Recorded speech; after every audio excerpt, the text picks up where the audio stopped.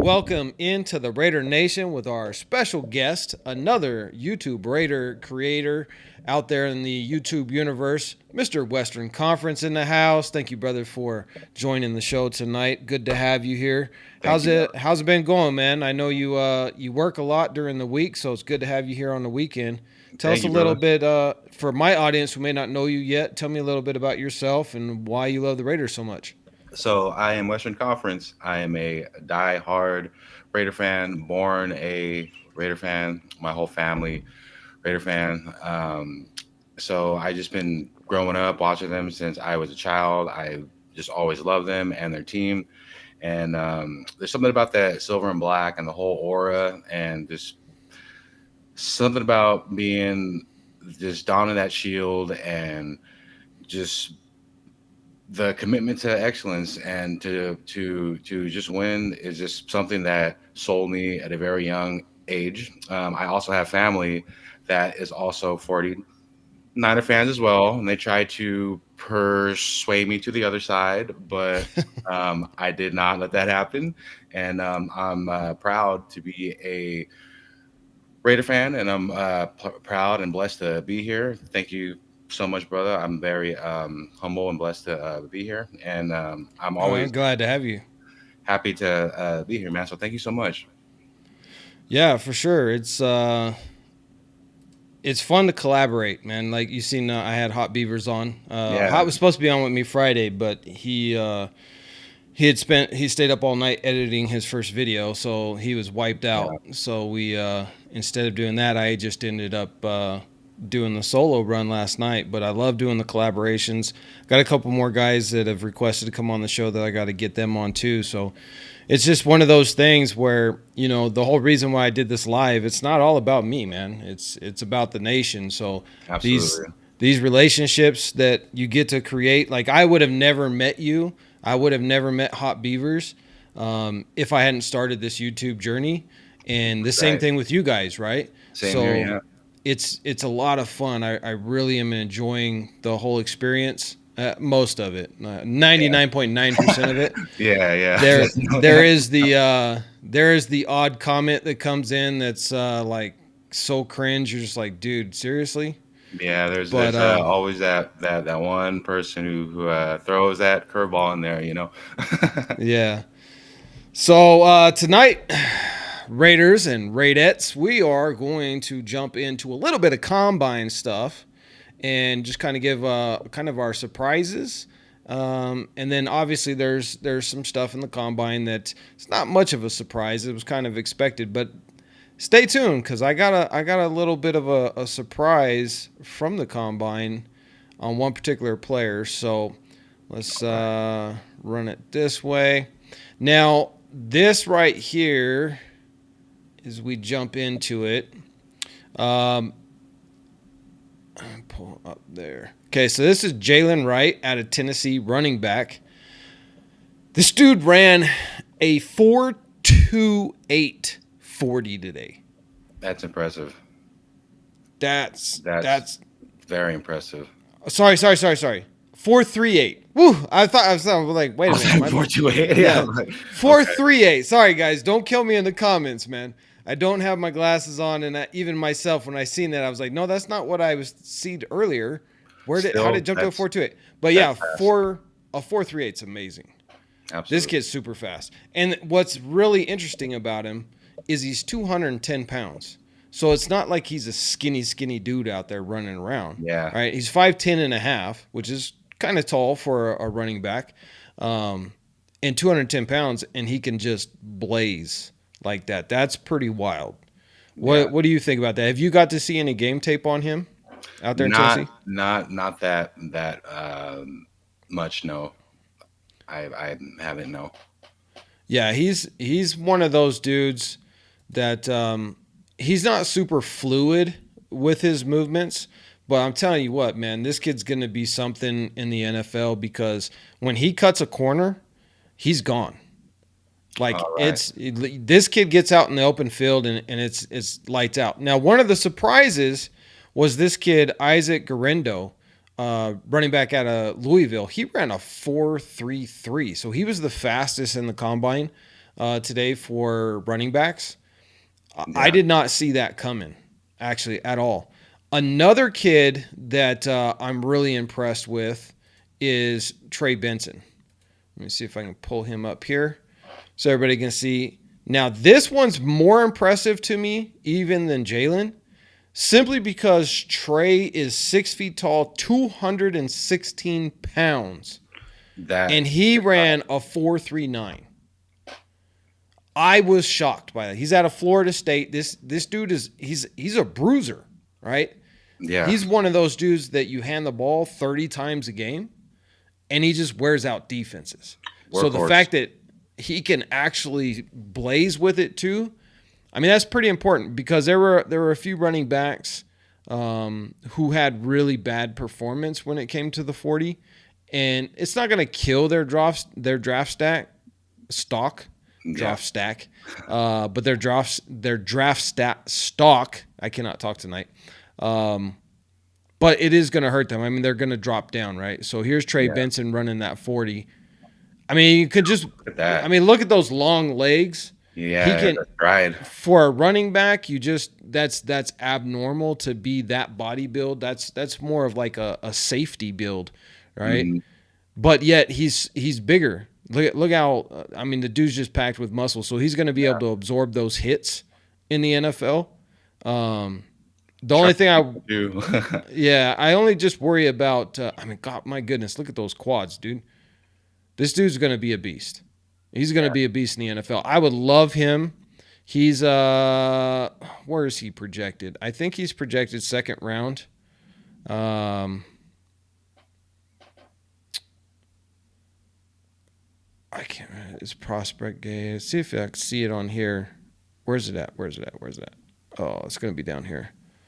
Yeah, he's projected in the second round, second or third round. But with that 40, he definitely increased his stock Definitely.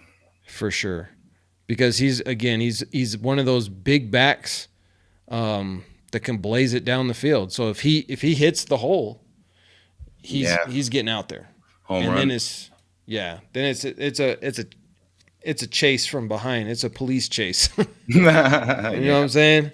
And Mm. they ain't gonna catch up because he's driving a Ferrari. Yeah. So Good luck. Yeah. gonna be really interesting to see what happens with Josh Jacobs. I know that Telesco said that they are working on a deal with him. There are some Right. reports coming out that they're pretty close to a deal, but it's not done yet. Right. I think an offer has been made, and now they're like in counter offer thing. That's as far as I've heard on it. But I'm telling you right now, man, it really depends on what we're gonna do at QB. If we're going to move up in the QB and we're gonna spend a lot of those draft picks, then you gotta get that free agency. So you gotta bring Josh Jacobs back. You gotta fill the offensive line because you're not gonna have a lot of drafts, I at agree. least in the first and the second, right? So I hope they bring Josh back. But if it doesn't look like we can move up and grab Jaden Daniels and we're gonna stay at 13, then what do you think about us trading back to like pick 18 to 20, grabbing an additional second round, picking up a kid like this who's just big, NFL body, who also has blazing speed, and then, maybe picking up like a Penix or somebody like that? What are your thoughts on that? I would definitely entertain that option. Like how you said, this kid here, he's big, he's strong, he's fast. I would love to have Josh Jacobs back, but just in case if the contract does not pan out, um, I believe that there is a lot of good backs in this draft that could not completely fill his shoes, but they could get the job done to what we're asking for, and we could get our guy in the second round like Penix Jr. So I would entertain that for sure if that's something that they choose to go on that path. Yeah, for sure. Let's look at. So here's my surprise. This is like my shock of the draft. In the 40-yard dash is the QBs. Now, obviously, we didn't see the big names in here yet. Not going to see most of the big names because most of them are choosing not to even participate in this. Right. But look at Spencer Rattler at a 4.95. I'm shocked. Yeah, I his thought he would have been faster. yeah, yeah. I think I I believe he looks faster than what that time says, but yeah, I agree with what you're saying. But I honestly think that his draft stock is rising for sure, definitely. And I haven't checked out this Kendon Slovis out of BYU, but he posted a 4.55 for a QB. That's pretty wild. Let's check him It is, out. What is his physical stat? 6'2" and a half, 223 pounds, and he ran a 4.55. yeah, Wow. I yeah, might have to go watch some game tape on this kid now. yeah. Same here. Kendon Slovis, BYU. I mean, it's BYU. That's why I haven't watched. Brigham Young University, Yeah, man. Yeah. and I live in Utah, man, and trust me, there's BYU flags all over the place, but I am not a fan of BYU at all. I'm a Stanford University guy. That's what I'm my college team. But I like the U of U, Oh, okay. the running Utes. They're hit and miss. Some years they're pretty good, some years not so much. But yeah, this kid's interesting though. So his first attempt was a 4.6, and his second attempt was a 4.55. So not too bad. He actually improved. A lot of guys I was watching earlier today, their times in their second run actually got worse. Oh, But can he throw the football? That's the question, because yeah. his production score's a little low. So I'm gonna have to go check him out and see what this kid's got. He's a potential late round draft pick who's got Definitely, some for feet sure. on him. The funny thing is, and I've seen that Aiden O'Connell actually has a 4.7 40, but it's unofficial because it was timed at the University of Purdue. It wasn't timed at a combine or anything. Oh, okay. So, and I mean, I watched his college game tape, and I watched Aiden O'Connell scramble in college, Yeah. which is why I was pretty surprised of how much of a statue. Now, he wasn't scrambling like he was Patrick Mahomes or something, but Yeah. Right. to see, especially in his first 4 or 5 games, of how you know like a brick wall he was just standing there and Yeah. not using his feet, because I've seen him. He can do it. He's done it in college. I don't know if it was one of those issues where he was just intimidated and didn't do it, or the speed of the game was just too quick for him. But you've That's seen, that's what I think it was probably. Is that from going to college to the NFL? I don't think he. That's what I think. Why he was kind of hesitant to kind of run or go outside of the pocket more often as to what he was doing in college. But you hit it perfectly. That's why I think he chose not to scramble or use his legs as often as he should. so jumping into some of the real speed demons, Xavier Worthy posted a 4.21. I mean, he almost got a sub 4.2. He was that close to posting a sub 4.2. That's Yeah, blazing. he beat John Ross's time, correct? I believe so. Yeah, yep. He's the yeah. And look at his 10-yard splits, a 149, 41-inch vertical jump. I mean, my goodness. This dude. I mean, I get it. Here's the issue with him though. He's another Trey Tucker build, 5'11", Right. 165 pounds. Yep, he's got blazing speed. I don't know of anybody that's going to be able to keep up with him in the NFL at that speed level.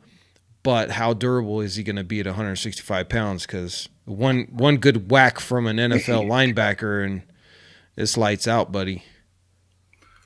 Yeah, I've seen not a lot of film on him, but I've kind of seen enough. But the question is to me, does he have those hands? Can he be solid, or will he be like a John Ross? Yeah. Well, even Trey Tucker, when last year, rookie year, he had some drops, right? Even one touchdown, we were all holding our breath because Yeah, it almost looked like he was bobbling it as he was exiting the back of the end zone. I forgot what game that was in. Was that in? I think that was in the L.A. Chargers game, right, where we blew him out yeah, 63 yeah. points. Yeah. So that was fun. I enjoyed that game, but that was the game where he he's like bobbling it as he's going out. So I want to see Trey Tucker get those hands. The only issue with him is again it's that he doesn't have that size. Right, So what we really need is another a true number two, right? Because yes, Jacoby Myers can be that number two, and he played on the edges last year. He played in the slot. I mean, Jacoby Myers is just a madman. He plays all over the field, which is what you love about him, and that's what he gives you. But he is more comfortable, going over the crossing routes and going over the slants and all of that stuff. So I would like to see us grab one of these kids in hopefully in the second round. One of my favorites is Brendan Rice, Jerry Rice's son, that can really be that true second wideout to give more options to whoever our quarterback's going to be. right. And so Quinnen Mitchell surprised a little bit today. He's not a super big quarterback or wide cornerback, but he is 6 feet tall and 195 pounds, and he posted a 4.33. So he's got speed to basically be able to keep up with just about anybody in the NFL. So that's an interesting prospect. And then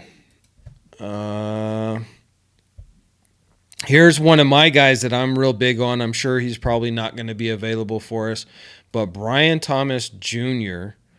is, I think he's actually a sleeper because everybody's talking Malik Neighbors, everybody's talking Marvin Harrison Jr., Roma Dunze. Nobody gives this dude any respect because of the fact that he played opposite of Malik Neighbors. And Malik Neighbors gets all the attention. But what I was not aware of is this dude's fast. He's 6'3", 209 pounds, and posted a 4.33. That's impressive. Very impressive. Yeah. And a 1.5 10-yard split. I mean, watch this dude run. Oh, no, that's Xavier Worthy. And why do they have Xavier Worthy's highlight here? It's coming up next. I want to see that one. No way to turn that on. Okay.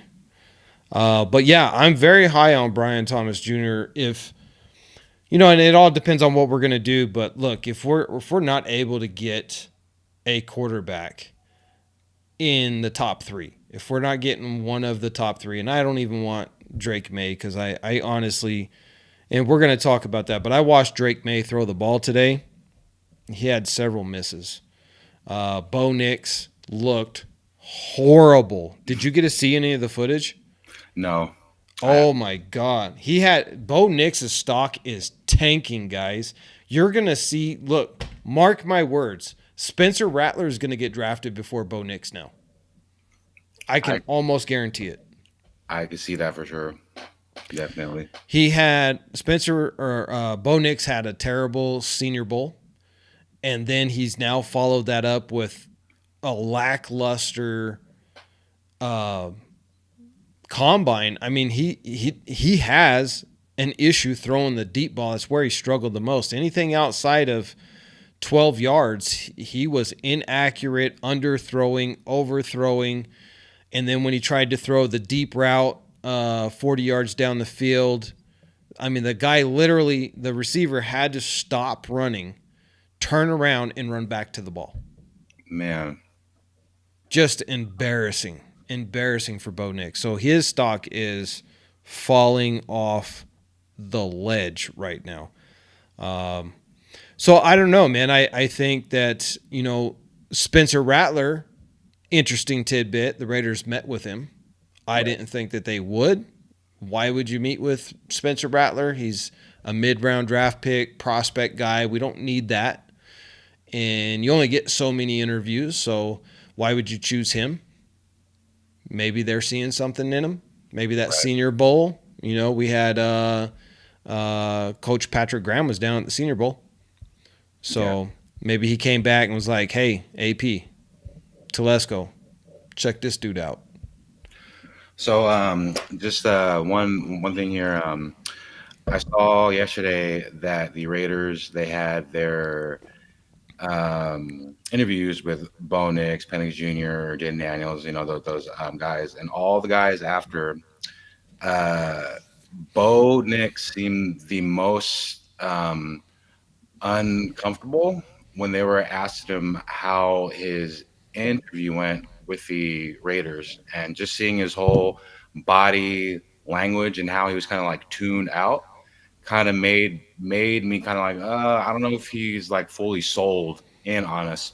And then back to Drake May when he seemed too kind of laid back kind of. And if those so out of those two guys, based on what I saw yesterday, it kind of made their draft stock just drop a bit on just on my end. Yeah, no, I agree, and because I watched all their interviews too. I'll tell you, I was unimpressed with them.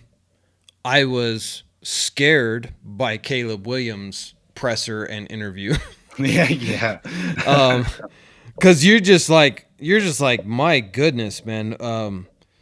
Who do you think you are? Do you think you're Michael Jordan? What is going on with you right now? Yeah. It's just odd. You know what I'm saying? And I get it. Like, it's a business now. These kids are getting paid NIL money. They're getting endorsements. This kid's already worth $10 million, just coming out of college. And like AP said, it's a different mentality of recruits that are coming out now, because he's like, when I was doing my interviews, I was broke as hell. Yeah. But now these kids are coming in here with Gucci on and diamond earrings and stuff because they're getting that NIL money. So, and I was a big advocate for that. I think college players should absolutely have the right to sell their image if they want to. They Mhm. should be able to get brand endorsements if they want to. If they're good and they're famous, who is the NCAA to tell them, oh, you can't go and do a commercial, right? Right. So I Absolutely. think I think it's cool. I think it's good that they're doing it. But here's what I also think, that it's been a little bit bad, and it's only going to get worse because that NIL money is going to just continue to grow, and more endorsements and all that type of stuff when you have these flashy college players. But I think what the bad also is, you get to see how these guys are going to respond to being ultra rich before they're ultra rich. Because he's just a little rich right now. 10 Yeah. million is not a whole lot of rich, right? Right. That's a decent house in the suburbs and a couple of nice cars and a retirement plan. Yeah. That's what you got there. You're not living in a mansion on 10 mil, right? You're not buying mom and dad a house and a boat and a Mercedes each when you only got 10 mil, because Right. you'll be broke. You'll be broke quick. Mhm. But it's good to see how these kids, how it affects their mentality of being the consensus overall number one pick in the media, having a bunch of money in the bank account, versus, look at a Jaden Daniels. He's worth like 6 or 7 million already. And he's just cool, kick back, lay back, like, yeah, man, I'm just, Definitely. I, Yeah. I just want to win. I just want to win. Michael Penix Jr. was super impressed with his interviews and his presser. Very intelligent, very smart, very very calm, very calculated, in not calculated in a bad way, but you know what I mean. Like Yeah. he was able to express himself and what he wants to do and what he brings to a team in a very articulate way. So I was very impressed with him. Um, Drake May, like, I got the same kind of feeling, like like what are you, a surfer or something? Exactly, surfer boy, laid back, right? Yeah, you know what I mean? Like that could be cool, right? You're not one of those dudes that's just gonna go crazy. But at the same time, that could also be bad because you kind of got to have a little bit of a killer instinct when you're Right. trying to win a Super Bowl, right? That's kind of one of my issues with Aiden O'Connell. I love me some AOC, but dude, get a little bit mad when you're losing Right. a game. Just get a little bit mad. You don't gotta go crazy and throw Yep. your helmet, but let's see a little anger. Let's see a little fire in that chest. Exactly. I want to see some Because fire. with Aiden O'Connell, it's just like zombie mode, right? You don't get any emotion out of him. And you Yeah. need that. You need that like the and again, I understand like he's a rookie. And so he's probably just in there like this ain't my place. I'm just a rookie. Who knows if I'm even going to be the starter next year. Absolutely. But now like hey, dude, your job's on the line. Okay? You're Yeah. battling now. We're bringing in competition. And coach said that you're QB1 until you're not. That in other words, that's a challenge to you. So you better have some fire in your belly, and it looks like he does, because he's at the facilities every single day with Max Crosby at 6 o'clock in the morning. When Yeah. they do not have to be there, Right. right? So that's impressive. What do you think about Tom Telesco said? He'd never seen anything like that. Any given day, there's 25 guys from the roster training in the building every day. He's like, I've never seen that. Yeah. That just tells you right there that we want to win. We want to turn this franchise around. We want to dethrone the Chiefs, and we want to get back to that winning pedigree that we are used to. Yeah, 100%. Let's jump into a little bit of chats here. We got some members in the house. Big Jeffrey, Michael Avila's in the house. Salute to you guys. And then we got Raider Paul in the house. Nightmare VR in the house. Who else we got in here? John Leon in the house. Salute, brother. Thank you for being a supporter of the Raider D podcast. And guys, if you don't know my guy over here, Western Conference, he creates Raiders YouTube content, is excellent breakdowns on players, draft picks, really good analysis. You guys got to go and make sure that you subscribe to his channel. And brother, drop your, if you can, grab your URL from your channel and drop it in the chat. Okay. And in that way, they can just click on that. Okay. And then, guys, and we're going with the horizontal format tonight rather than the vertical. I know with this one, we're not going to get nearly as many people. But this is more of the regular people show up to this one.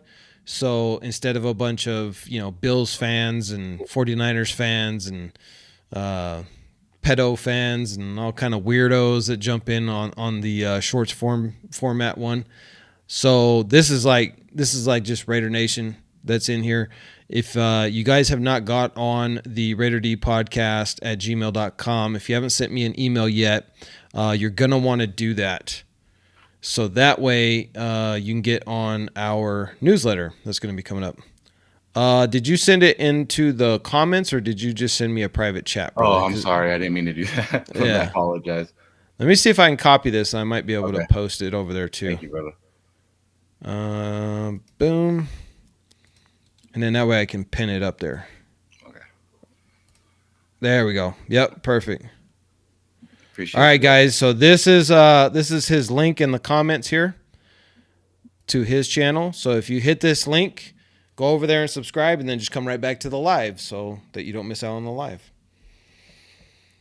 Thank you. And just real fast to all the guys here and people that are watching, Raider D podcast has been supporting me since day one. He's a great dude and a great guy, and he makes great content, and I'm happy to be here. So I just want to give a shout out and salute to all you guys out there, and we are going to continue to just rock and roll. Yes, sir.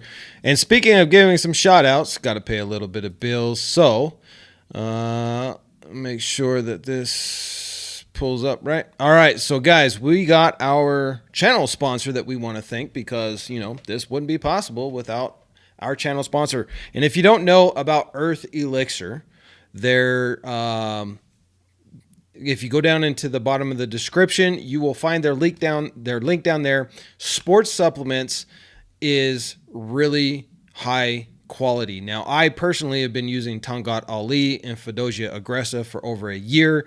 It is a natural testosterone booster that has been proven by science. It is actually something that has been well known over in Asia. I am married to an Asian woman. That's how I got hip to this. And then everybody after Dr. Huberman came out and said, yeah, this stuff is for real. Now everybody's on it. But I'm going to tell you right now, when I first got on it, it was hard to find any stuff that was really made in the United States with the highest quality, third-party tested. Well, Earth Elixir has the highest standards. Everything is third-party tested, all made right here in the United States, so you can trust that you are getting the real deal. And just a little bonus, the owner, Don, the founder of the company, when he found us, he's a Raiders fan. So it made it a very easy thing. He's like, I want to support the Raider Nation. I'm a born and raised Raider fan.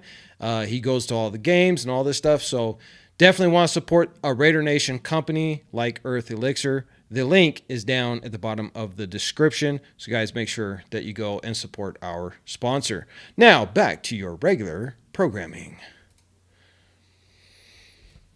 All right, so let's get into a little bit. What do we got here? Michael Avila says Drake May is a surfer dude. he definitely comes off like one for sure. Definitely. If we bring him out to the Silver and Black out there in Vegas, he can go do some sand surfing. They do some sand surfing out there, which is actually kind of fun. I've done it in the past. It is a lot of fun, but don't fall down. Right.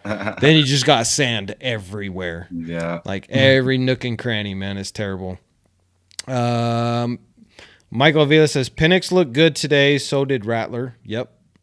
Rattler looked better than Penix, overthrew a lot of picks. Raider Paul said, Rattler looked better. Penix. Oh, okay. Penix overthrew a lot. We got Nightmare says Raiders, let's go. Cannot disagree with that at all. Raider Paul says Bo Nix and gives the muscly arm. I gotta say, man, I watched Bo Nix today. He looked bad, bro. He looked bad. He had quite a bit of missed throws, and then when he tried to throw the deep ball, he was 10 yards short on the deep ball. The receiver literally had to turn around and come back and like run to the ball to make sure he caught it. So Bo Nix, man, his stock is dropping. I don't know, brother. Scary. So, out of the wide receivers, who's your top three? Rome Odunze. Oh, okay. And then So you putting Rome at number one? No. You just in my just. Oh, okay. No, you gotta order them, brother. I want to see where you're at. Like you're the GM, you're on the clock. Who's number one? Well, to be honest, I'm not really focused on a wideout now. If I was the general manager, I'm focusing more on my quarterback and my O-line. But okay, you've already drafted those guys. You got free agency settled. You've already picked those up. We're in the second round and nobody's picked a wide receiver. It's like the craziest draft ever. They're all there. Who are you gonna take? Well, before I answer that, please, can I ask who is your top three, sir? Who would be your... So it's I would say I'm probably number one with Malik Neighbors, and I'll explain that. Even though Malik Neighbors is 3 inches shorter than pretty much everybody else, because he's right at 6 feet, 6'1", what he was able to do statistically was better than everybody else. despite his height issue. So I think just a pure receiver is Malik Neighbors. Now, if you want to go flash, Marvin Harrison Jr. Big name, right? Marvin Harrison's kid. He's just an athletic freak, and give him a good quarterback and a good system, and he's going to most likely be Hall of Famer. He'll, especially if he ends up on a team that can hit some Super Bowl rings, he'll get a gold jacket. But I think right out of the gate, I would probably go with Malik Neighbors, just because I think he's a pure receiver. So if you're relying on young quarterbacks, he's a safer bet to me to make sure that those quarterbacks shine. Okay. Whereas Marvin Harrison Jr.'s had some drop issues, and not quite as productive as Malik. So I would go Malik Neighbors number 1, Marvin Harrison number 2, and then Brian Thomas Jr. number 3. Okay. Mine So is 2 LSU boys okay. on the same thing. So mine, I have 2. So my top is Harrison Jr. And then I will go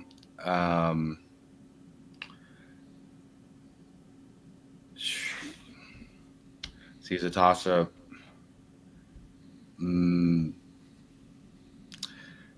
Thomas number 2, and then 3 I would go Roma Dunze. That's just me. Rome is not. You can't go wrong with Rome Odunze. I'm very high on him. What he was able to do out there in Washington was nothing short of amazing. I think he's going to have a fantastic career in the NFL. My sleeper is that kid Franklin out of Oregon. Okay. Yeah. Mine Dude, is, he's skinny, yeah. but oh my goodness, is he fun to watch. Yeah.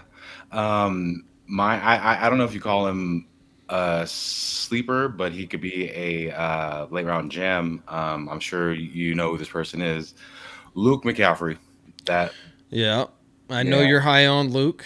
but if there was a choice and then they're like, all right, you had to choose between Rice Jr. or Luke, I would have to go with Rice Jr. Okay. I have another guy, which is Xavier Leggett. This dude is 6'1", 220 plus pounds.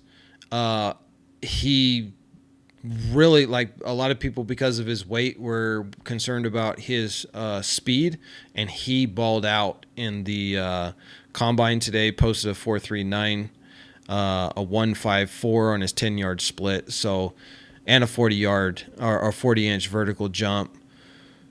Just able to carry that weight effortlessly. The dude he's so smooth in his run, how he's able to get in and out of his breaks. Super big. I think after today, you're going to see Xavier Leggett is going to be one of those guys who was projected second round guy. He's going to sneak into the first.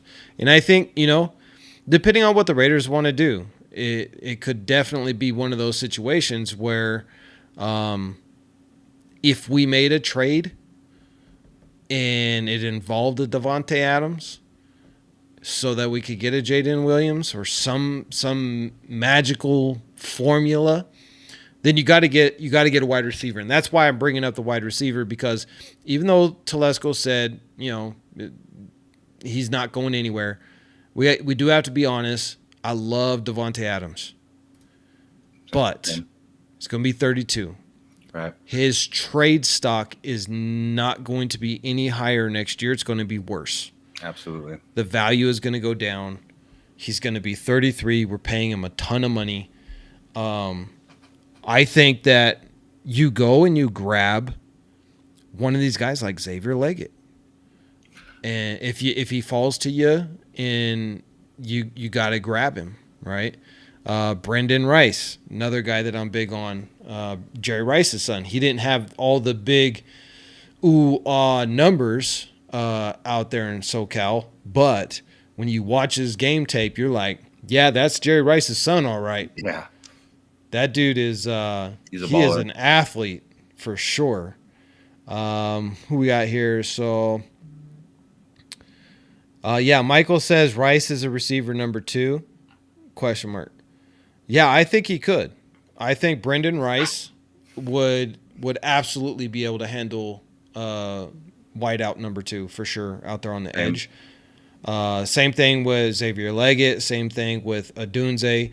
You know, if you have any of these guys are available to you and you're thinking about moving off of Devontae Adams, you got to take a serious look, because here's the thing that's also cool is the wide receiver group in this draft is about as stacked as it's been in 10 years. I mean, you could pull one of these guys late second round, and 5 years ago, these guys are top 10. Absolutely. You know what I mean? Brendan Rice would be Xavier Leggett. They would be, first round draft picks a couple years ago. So that's the way that the draft goes. Like some years it's receiver heavy. Some years it's defensive lineman, edge rusher heavy, linebacker heavy, quarterback heavy. This one's pretty crazy. It's kind of offensive tackle heavy, right? You're going to probably see 4 offensive tackles go in the first round. So that right there is a heavy offensive tackle draft. You're going to see probably 5 or 6 QBs in the first round come off the board. And you're probably going to see 5 or 6 wide receivers off the board. Yeah. It's a pretty interesting draft. And defensive tackles, you're probably going to see 3 defensive tackles come off of the board in the first round.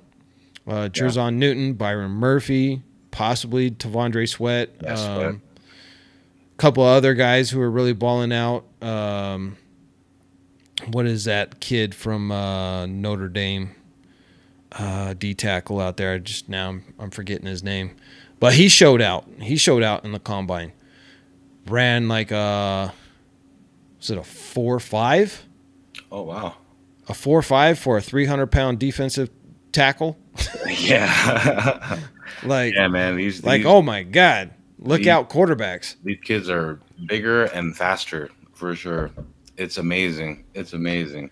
So I was watching this. He's an old school scout dude. I can't remember his name. I just came across him on YouTube, but he's been in like scouting department for colleges for a long time, and he was talking that NFL particularly, but also a lot of the college, when they're asking him and his team to scout players, they're asking not for the traditional nose tackle guys anymore. Tavondre Sweat is a traditional nose tackle build. Teams don't want those guys anymore. Now, there's a place for a Tavondre Sweat because even though he's a traditional nose tackle build, he's exceptionally good at it, right? So he's definitely going to have a spot in the NFL. But what he was saying is now all of these GMs and their scouting staffs and everything, now they're asking for these 300-pound guys who can run 4.5s, who have heavy hands, who have technique, who can pass rush, because that's where the NFL is going. And so the only way you're going to keep up with these super athletic, hyper athletic quarterbacks is you're going to have pressure on them. And it cannot just be the edges anymore, because even Max Crosby explained this. He hates playing Patrick Mahomes or a Kyler Murray type of quarterback because it changes how he has to play the game. Absolutely. So when you have that mobile magician quarterback, you can't just come in with your traditional, you're faking to the outside and then you spin to the inside, or you do a chop to the inside or a swim move like that and you go to the inside. Now you're having to play contain. And that's the most irritating way for a defensive edge rushing pass rusher to play the game. Right. Like, oh, God, I can't go after him. I got to contain him. So in order for that to be effective, you have to have those guys who can get up the middle and put that pressure on and force them into that edge so the edge can take them down. So I agree. It's pretty interesting to see how all of these guys at defensive tackle now are just completely changing the game. And yet they're still just as big as they were before. They're just more athletic now. Yeah. It's crazy. It's insane. It's crazy. You remember the fridge from back in the day on Yeah. the Bears. Could you imagine if he ran a 4.5? The Oh my refrigerator God, Perry, man. he might have caught a couple of murder charges. Yeah. Definitely. Yeah. Big boy. Big boy. We got George in the house says Texas DT won first round.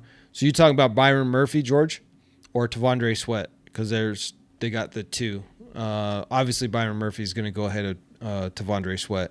Tavondre Sweat, I think, is projected third round. Give Max some help. I agree. Coach AP, he said it, right? You got Max Crosby. Malcolm's coming into his own, and Tyree's going to be just fine. Those were his words. But how awesome would it be to have a super athlete in the middle of that line next to these guys with heavy hands and a pass rush? How exciting would that be? Right? Just wrecking terror and havoc. Yeah. And so, is he going to try and grab somebody in the draft to do that at pick number 13? Because if so, I think Jerzon Newton might be available at 13. It's a possibility that he'll be gone before then. Byron Murphy Jr., another one, possibility that he'll be gone before them. I'm forgetting that kid's name now. The one that let me see if I can find him real quick. Brandon Fisk out of Florida State, not Notre Dame. I said Notre Dame. I was thinking of Joe Alt out of Notre Dame. Brandon Fisk ran a 4.78, so not a 4.5. I misspoke. Still 4.78. I swore it was a 4.5. Still good speed for that. I mean, that's impressive. Yeah. Byron Murphy ran a 4.87, so just slightly slower, a tenth of a second or so. Where do they have Jerzon? Dwayne Carter out of Duke. Let's see. Is Jerzon not? Tavondre Sweat ran a 5.27. So that's the difference between the pass rusher DT and the monster nose tackle DT. Almost a half a second slower.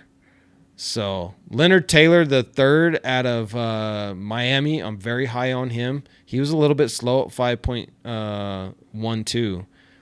But still, I mean, if you're close to a 5-second 40 at 300 pounds, that's still scary. You can catch a lot of, especially if you're good at taking angles properly, you can still catch a lot of quarterbacks at that speed. But boy, Byron Murphy and Brandon Fisk, and Brandon Fisk even said, he loves Max Crosby, and he said in his little sideline interview, he's like, "Hey Max, put in the good word for me." Yeah. So Brandon Fisk out of Florida State, he's a wrecking ball, and he's just, for a 300-pounder, once he gets past that guard, it's quarterback run for your life, dude. Run for your life, because I'm coming. Yeah. So I watched a bunch of his game tape the other day, and it was pretty impressive. And did you see Eddie Pascal's interview of Coach AP that came out today? Have you had a chance to see that? No. You got to go watch that. That's another really good telling. I'll throw a montage collage video together later tonight and get that out in the morning of the key points of it. But right on. I love Eddie Pascal's interviews, man. This dude always asks really good questions. But AP, man, I lost my train of thought. What he was, I was going to tell you guys what he said, which was pretty cool. Man, don't get old. Well, it'll come back to me or it won't. But one thing I guarantee to you, Raider Nation, is you'll always get the commitment to excellence. I can't guarantee it'll always be excellent, though. But I'll do my best. Absolutely. Because I can't help it when this 46-year-old brain just decides to stop working for a parliamentary moment and forget my train of thought. But, yeah, you guys got to go watch the video, though, because it was a very good video. See, it came back to me. So what he was saying is he really wants players who want to be Raiders. It's not just you get drafted to the Raiders or anything like this. He's like, that's not who we want. And he says, because they were talking about the interview process and getting to know these kids. And he's like, we're building a culture here that is different than other teams. And people can say whatever they want about that this is just a gimmick. It's not going to work and blah, blah, blah. Well, I mean, I disagree with that. I think true leadership is people buying into the leadership, right? Because if you don't buy in, then what are you playing for? Yeah, you get paid millions of dollars, but I mean, you don't have to score that touchdown and put your body at risk. Absolutely. You're still going to get paid the millions of dollars regardless. Mm-hmm. But when the team is, when half of your roster in February and March are showing up to the building at 6 a.m, when they don't have to be there, putting in that work, that tells you what kind of team we're going to have in 2024. And this is exciting for me because, you know what, I will take those guys any day of the week over a super athlete who never shows up to the building at all. Same here. Same here. And, that just goes into say what AP was saying is I want guys who want to be Raiders, because when you play for this team, it's different. And if you don't want to be here, we don't want you here. But if you want to be here and you're going to contribute to the team, you got the skill, you got the intelligence, that's what we're looking for in the draft. That's what we're looking for in the free agency. So it's going to be really fun to see, because I mean, how many times, bro, have we seen in the past where we go and grab somebody in the free agency and they don't pan out because they don't care, right? Yeah. It was just a paycheck for them. Absolutely. They don't care about donning that shield and going out there and battling for their guys. Right. So we don't want guys like that. No. That's why, look, I'm on Leonard Williams. I'm big on Leonard Williams under Patrick Graham because he had his best years under Patrick Graham in New York. But I'm also concerned about Leonard Williams because he's had an up and down career with his production. And I would hate to see him come get a big contract with the Raiders and then have that downward slope to his career, and we just end up with another Chandler Jones situation. Yeah. Right? Yeah. So that's what we're trying to avoid. But I would say this. I think I would look at a Leonard Williams and overlook his couple of years of lackluster production and choose to look at his really high production years due to the fact that he wants to be a Raider. Absolutely.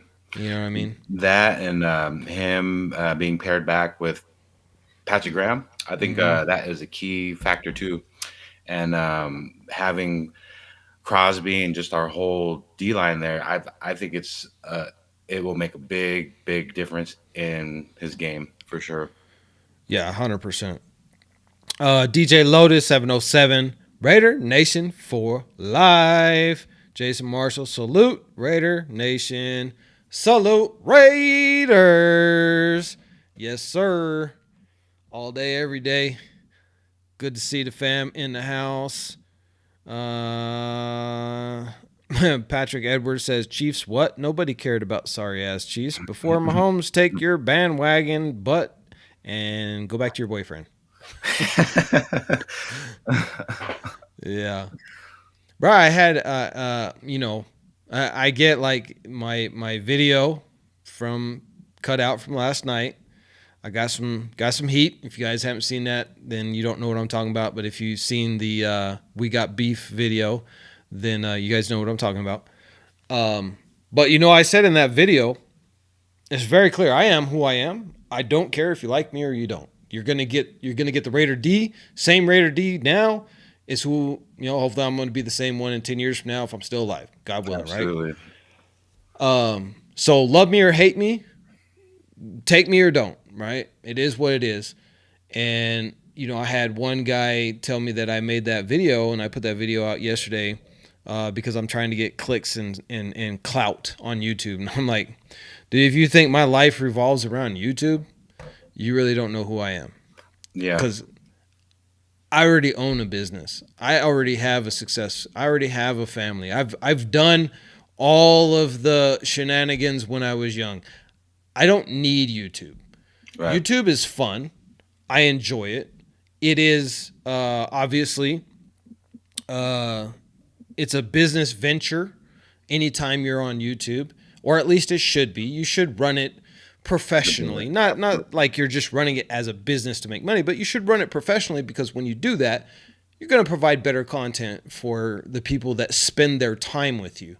Absolutely. And so I do everything I do since I was young. One of my influences when I was young, he was a bad dude. He was not a good dude. He was a bad dude. And he taught me a lot of bad stuff Yeah. when I was young. But you know, one thing that he did teach me is no matter what you're going to do, no matter if you're doing good or you're doing bad, do it professionally. Don't half-ass, right? Yeah. So, you know, with that, you know, you guys, every day I'm going to be striving. I see like my boy Western, when he first started his, like it's every day you get a little bit better in this YouTube game. Your production gets a little bit better. Your content gets a little bit better. Your comfortability of staring at a faceless, one-eyed camera gets a little bit more comfortable every day. Because this is my third time people being on a live stream total of You know my what whole I'm saying? career. Yeah. And for me, my very first one, I remember there was like, it would rotate between 1 and 2 people. Yeah. And I'm staring at and I didn't want to stare at the camera. I kept going like this, and yeah, Raider Nation. So this is pretty cool, and you know, and so you guys think about AP said this, and you know, right? So it's all about that progression. You're gonna get these better things. So I had a guy who told me my calling out that individual for spreading rumors and what I believe are outright lies about AOC and players in the locker room, you know, confiding into this person, backstabbing type stuff. I called him out because, you know, he kept doing it and doing it and doing it. And I kept silent since the Super Bowl. I've seen it multiple times. I've kept silent, and finally seen it yesterday. Blood started boiling. And it just kind of came up in the live stream yesterday. So then I was like, all right, well, let me just cut this out, post it out there so everybody can see it. Hopefully he'll see it. He did see it. He has commented to it. I challenged him to come on the show and face the nation for it. And I, you know, that people are saying, oh, well, why don't you call him out to his face? Well, I don't have his phone number. Yeah. Right. You know what I'm saying? He didn't respond to my comments telling him, hey, dude, that's some BS. Don't do that, blah, blah, blah. So, you know, I got to use my voice. It's the only voice that I have out there on YouTube. So I used it. So here's the thing, Mitch, if you're watching, bro, let me put this up here too.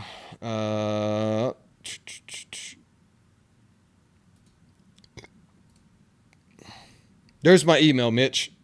Email me. We'll set it up. You can come just like me and my boy Western right now. I ain't got no hard feelings against you. I just don't like what you said, and I think you should stop saying it. I did check today. He didn't say it today on his video today, and he was talking about quarterbacks, and he left it out. Yeah. Good. You should do that. That was my whole objective. It wasn't to get clicks, wasn't to get views. First of all, let me explain to everybody who doesn't know how YouTube works. If you get 5,000 views, which I think that video has 5,000 or 6,000 views, you make like $8. Yeah, it's not. That's not even enough to buy lunch with, man. Yeah. So I'm definitely not doing it for that. Yeah. So it's just one of those things where, you know, we're passionate about the team, and I want to see everybody be passionate about the team. And I'm gonna be honest, I used to watch Mitch, still watch him from time to time. That's how I ended up catching him saying that stuff, because I just, you know, I get hooked on the thumbnails too. Ooh, breaking news. Ooh, what's going on with the Raiders? How come I didn't know this? I got, you know, all these notifications turned on from all of these different places. How come I haven't heard this? And I'll click on it and I'll watch it because I love the Raiders. This is, you know, this is my deal. Right. So I think all of us just want to commit a commitment to excellence from the Raiders organization. That starts with Mark Davis, but it also goes all the way down to the fan base, man. We got to do the same thing. And look, if I say some BS, call me out. I got no problem with it. Call me out. Absolutely. You know what I mean? I expect that from Western. I expect that from Hot Beavers. I expect that from the nation. Yep. You know what I mean? And these guys got my phone number, so they can call me up like, D, what are you doing? Yeah. Yeah. Take that video down. That's stupid. You No, can't be. so just one thing, guys, to all you guys out there watching right now, back to what he was saying. I just have to say, be yourself. Be yourself. Don't be afraid to be yourself. Don't be somebody you're not. Be the same person every day. Don't be this person one day and then the next person different day. Be the same person every day. Yeah, and I mean, and like, opinions on football change with the weather. It Absolutely. happens to the best of us. It's happened to me, right? I went through 9 years of back and forth of loving and hating Carr, sometimes in the same day. Yeah. You know Yeah. what I mean? Yeah. Like sometimes in like the first quarter, I cannot stand this dude. Second quarter, oh my God, Derek Carr is the best quarterback in the world. Fourth quarter, it's like, oh my God, here we go again. Yeah. You know what I mean? So look, that's all cool. I got no problem with somebody flip flopping on whether they love or hate a player on the Raiders. But at the end of the day, if you're a real Raiders fan, you love the nation, you love the silver and black, you love the team, then you're not going to hear me say anything disrespectful about Derek Carr. Do I believe it was time to move on from him? Yeah. Yeah. Same here. I mean, after 9 years, we can't get it done. I love you. I love you. Everything that you did for the Raiders, all the heart and soul you put into it. I mean, literally, you got your leg broke for the Raiders during an amazing year for him. He was top 3 candidate for MVP of the year in 2016. Was playing in the fourth quarter of a game he should not have even been in. The game was won. We'd already locked into the AFC playoffs. Coach had him out there and got his leg broke, and that was it. And then we get humiliated by Houston in the playoffs. Yeah. But then after that, he was just never the same, right? Especially the next year. The next year, he was awful. Yeah. PTSD for real. Yeah. He was scared. He was, he was scared. Yeah. He was scared.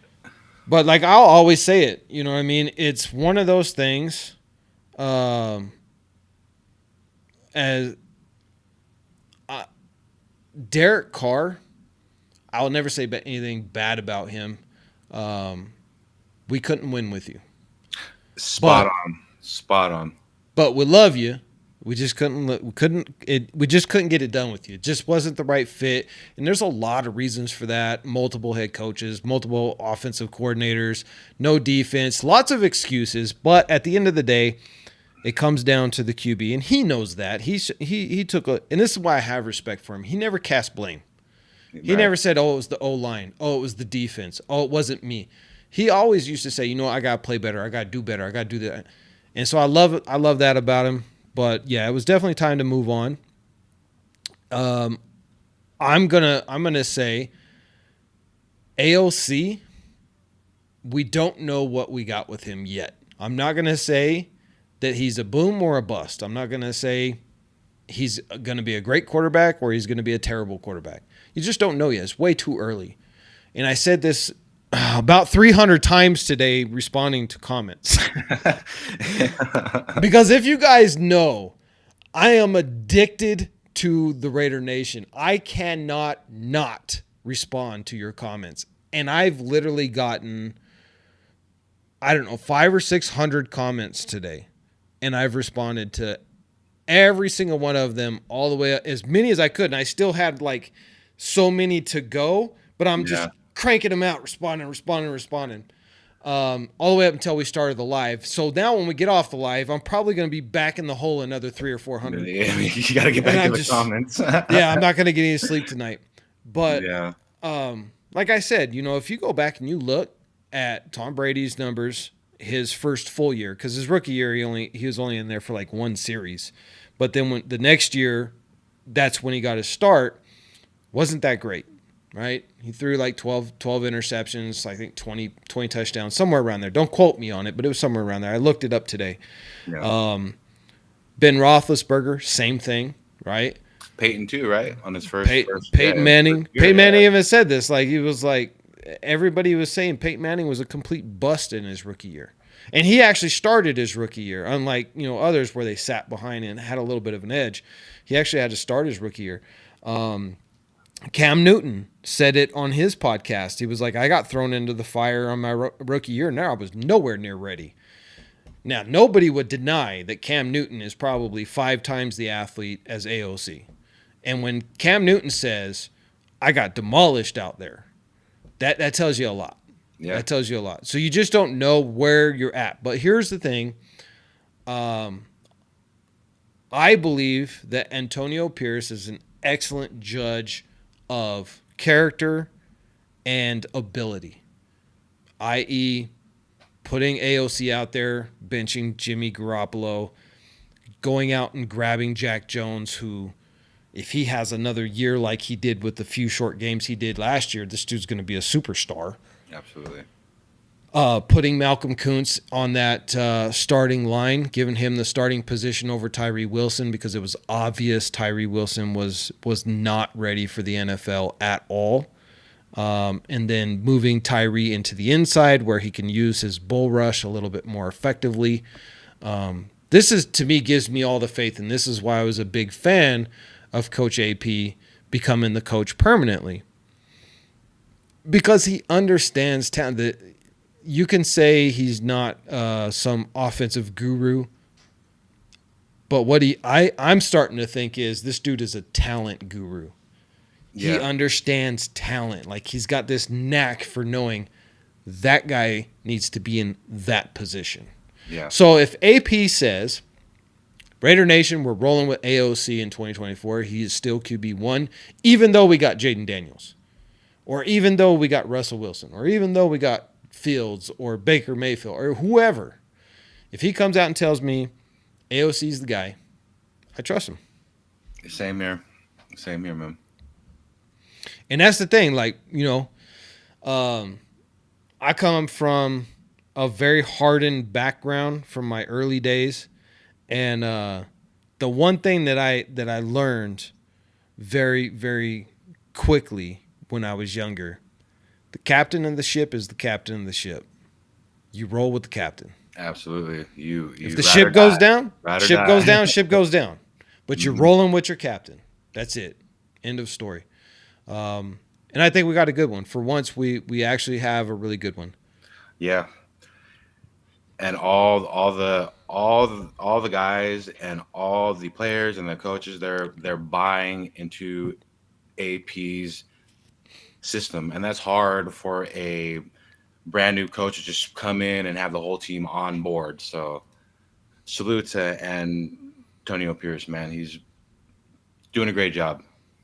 Yeah, I am 100% on it. I mean, look at, with the coaching staff, he's said it a couple of times, right? That, again, it's the same thing with the players. It's no different with the coaches. You either want to be a Raider or you don't. Yeah. If you don't want, then hit the door. Kick rocks, right? Yeah. We don't want you here. We only want Raiders, coaches, and it goes all the way down to the janitors, the cooks, the support staff. Yeah.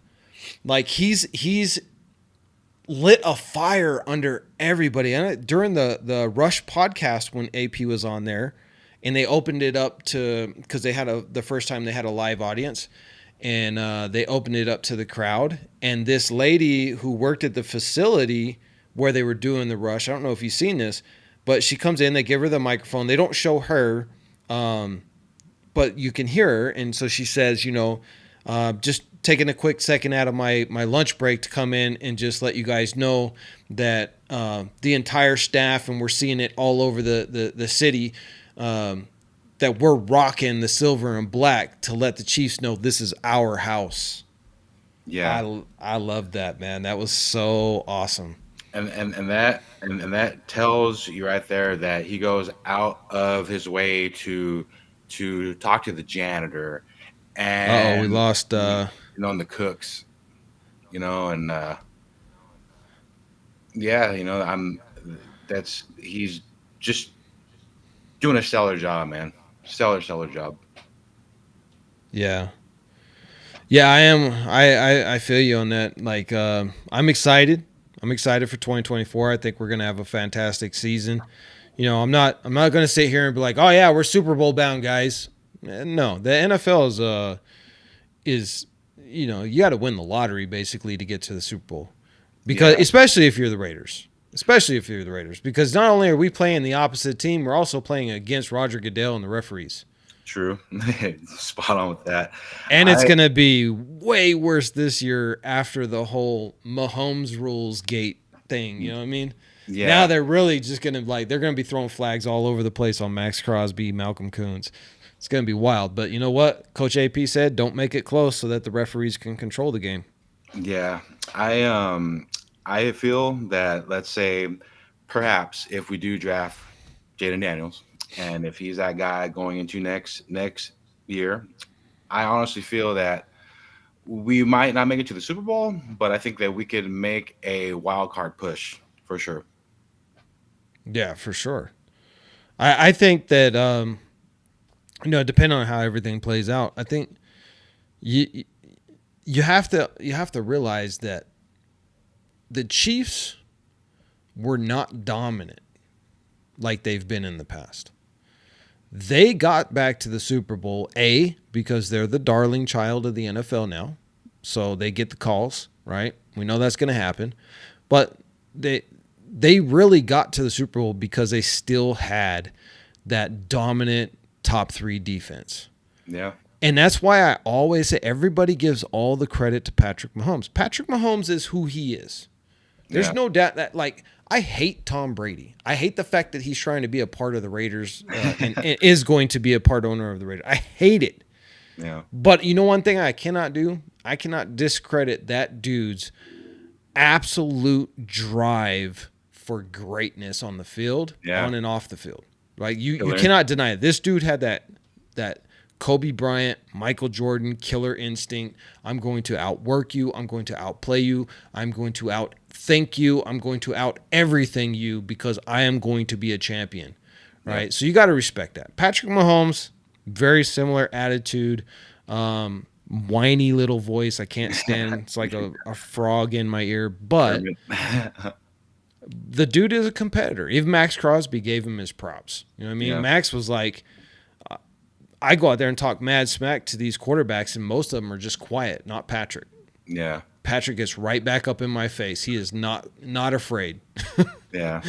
I think Coach Andy Reid plays a big factor in that too, though.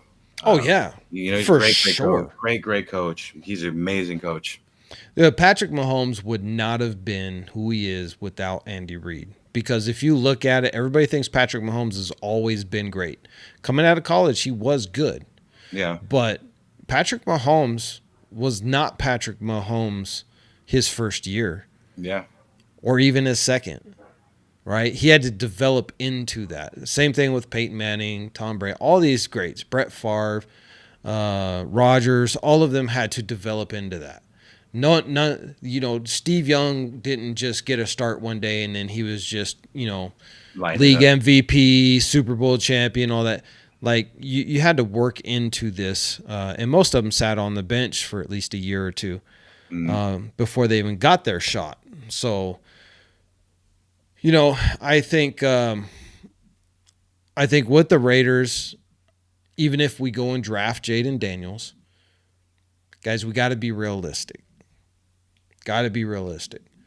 It's unlikely the Raiders are going to win a Super Bowl in 2024 or 2024 season, but it's technically in 2025. Unlikely that we're going to win a Super Bowl. Not impossible. Stranger things have happened, and Jaden Daniels is one of those electric quarterbacks that could come into the NFL and excel enough not to be like league MVP excel. CJ Stroud wasn't MVP last year, but they got to the playoffs. But you could end up with something like that.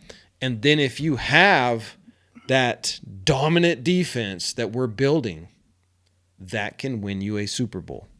Because if a Trent Dilfer and a Brad Johnson can win Super Bowls, yeah, yep, especially against the Raiders in yeah, 2002, right?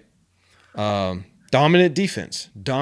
When we went into that Super Bowl, We had the number one ranked offense in the NFL, but Tampa Bay had the number one ranked defense.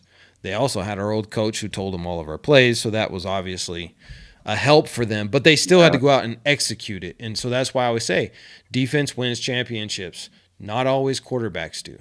But if you have a dominant defense, you have a hell of a lot better chance of winning a game as long as your QB just doesn't lose it for you. And not like everybody's banging on AOC, like, well, he didn't win the KC game, defense did. Well, you know what? KC didn't win the Super Bowl then. Their defense did, Right. right? That's true. Because their defense smashed on San Francisco, left, Yep. right, and center. And San Francisco's defense tried to do the same thing to KC's offense, right? It was a defensive game. At the end, that killer instinct, Patrick Mahomes, Travis Kelce, they were able to do it. There were some holding calls that were not called in favor of Kansas Yeah. City that I put a little short out on. But at the end of the day, they still won. They had the killer instinct. So, yes, that plays a part in it. But if it wasn't for KC's defense, they would have been down probably 21 points Yeah. in the fourth quarter.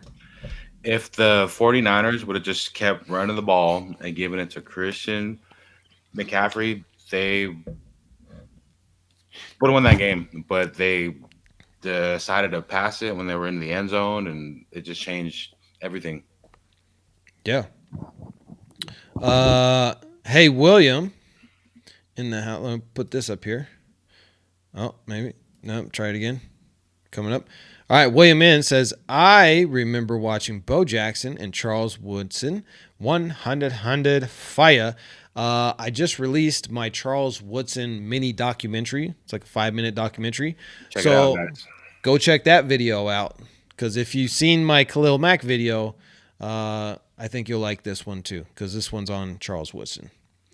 But no, Charles Woodson's not coming out of retirement. Just, I don't want anybody to hit. What are you talking about? You were talking about Khalil Mack coming back. Is Charles Woodson coming back? No, Charles Woodson is not coming back.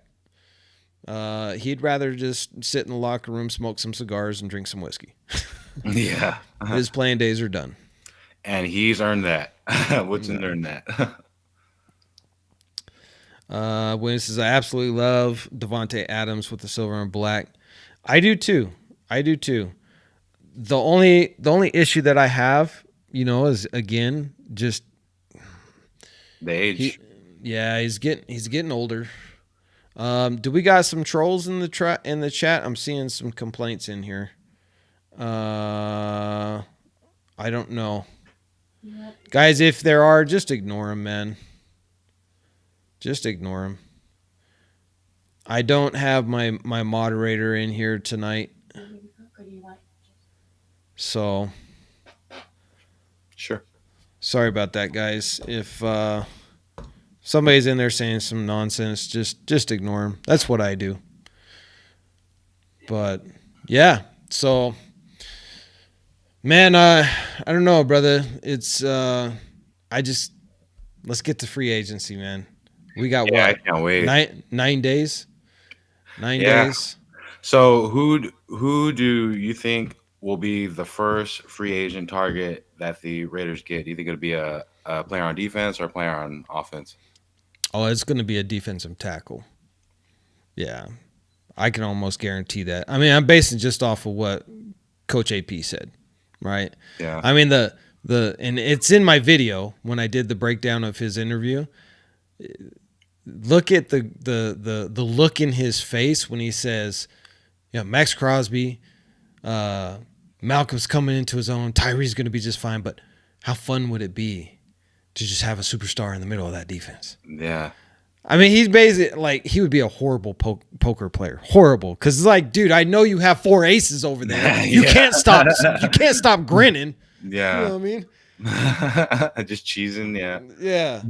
So I already know that they're going after, if it's going to be Leonard Williams, or if it's going to, if Justin Matabuke becomes available, Christian Wilkins or Chris Jones. From all accounts that I've heard, though, it looks like they're going to wrap up a deal with Chris Jones here pretty shortly. So he's probably not going to hit the market. And then they may franchise tag L'Jarius Sneed just to make sure that they keep those two players off the board. With the increase in the salary cap, that's now a possibility for them. It wasn't before, but now it looks like they're going to have enough room. So, could be a Williams, could be a Matabuke, could be Wilkins if those two don't get franchise tagged. Could be a Jalen Johnson, right? Could be a corner. Could be a Patrick Queen at linebacker. That would be crazy. So yeah, I think it's definitely going to be defense. But the way that the free agency works, I mean, it's, you enter into these negotiations, you make an offer, another team makes an offer, it's back and forth, until the player makes up his mind of who he's going to take, whose offer he's going to take. So, I mean, we could end up with a right tackle, we could end up with a guard, we could end up with a center. I don't know who else we would really chase after in the free agency in that regard on offense. I mean, there's some wide receivers that are going to be out there that we could take a look at trying to bring in and just, again, solidify the other side, opposite of Devontae. And then trades. Yeah. A lot of trades are going to be happening during the free agency, including draft picks. So those possibilities. And like I said and have been saying, I think if we're going to trade up into the top 3, it's most likely going to be with the Patriots.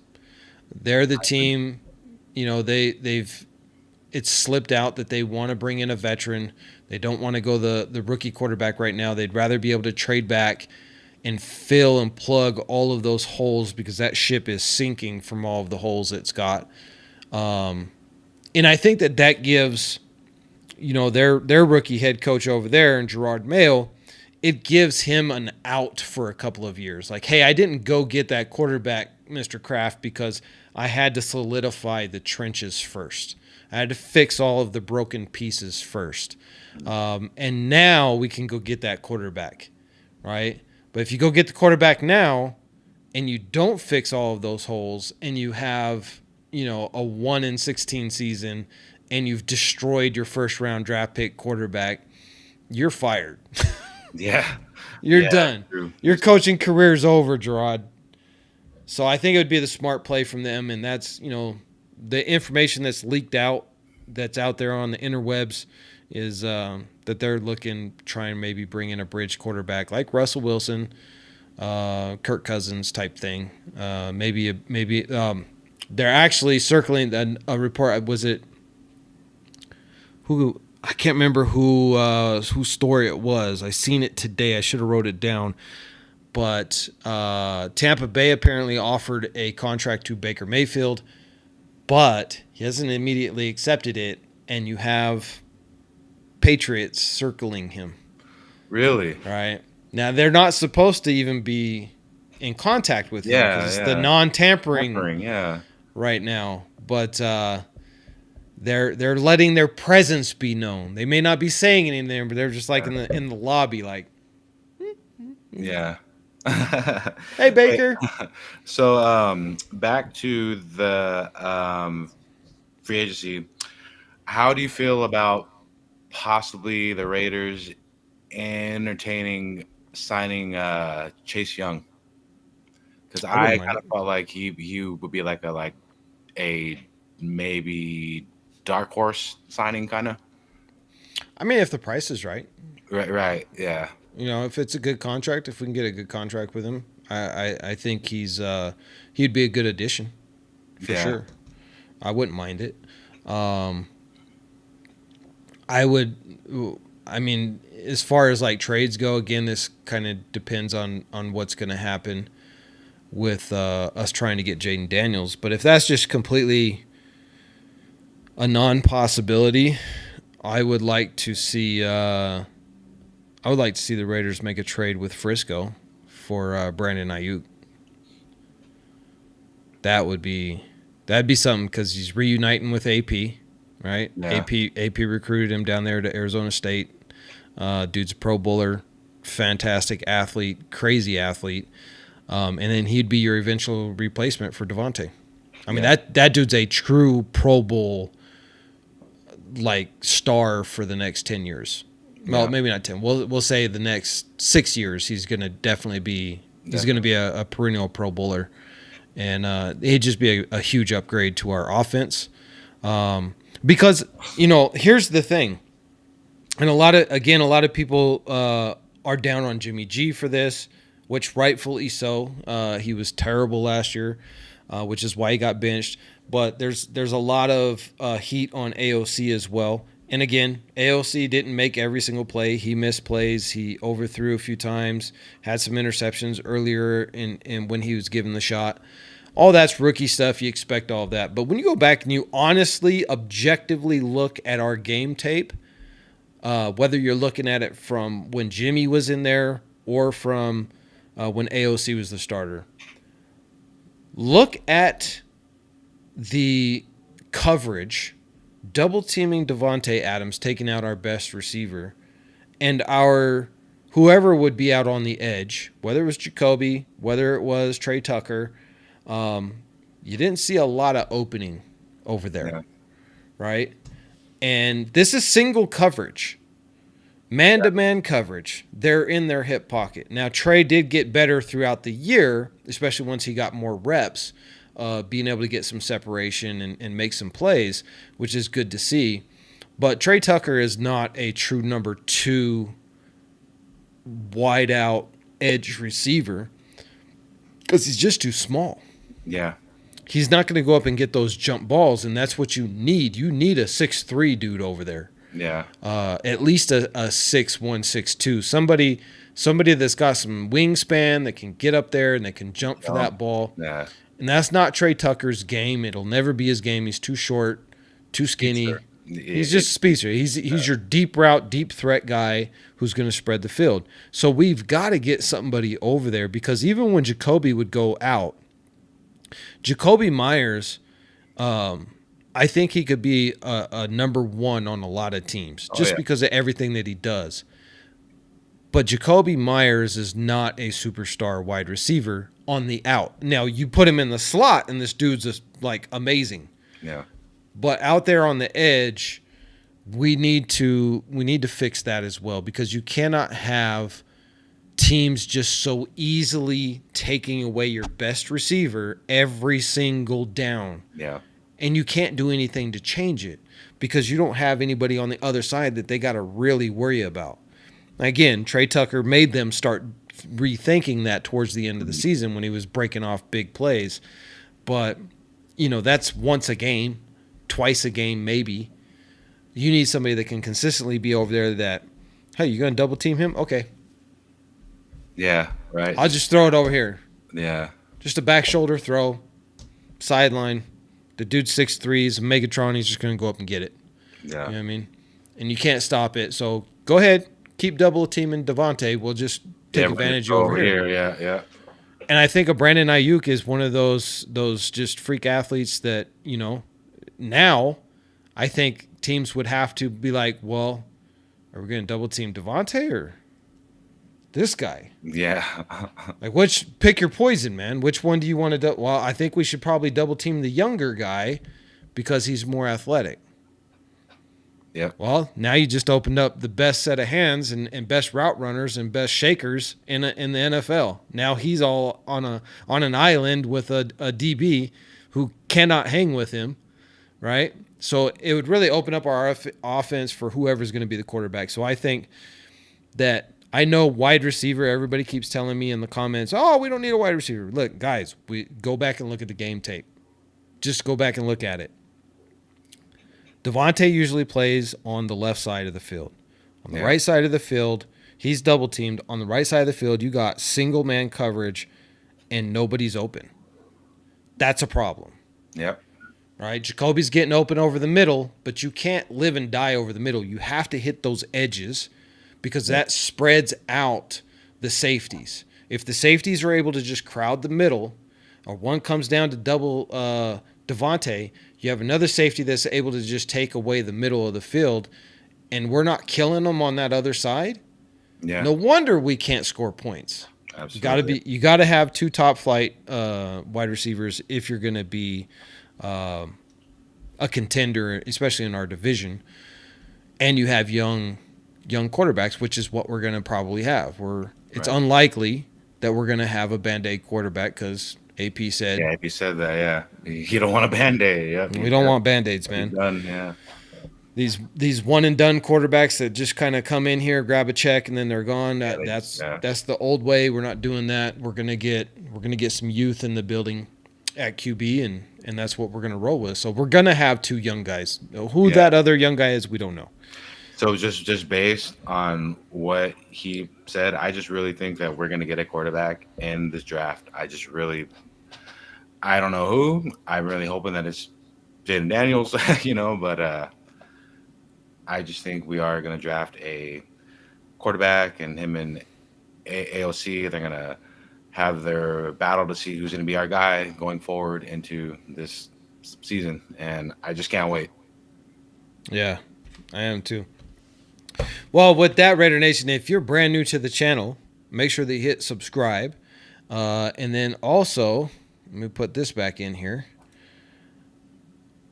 Down here in the comments is the link to my boy Western Conference and his channel. So go and hit that link. Go subscribe to my boy Western Conference. He puts out some really good videos, some really great breakdown, player analysis, all of that stuff. So if you love that, you love the Raiders, go and support another Raider creator.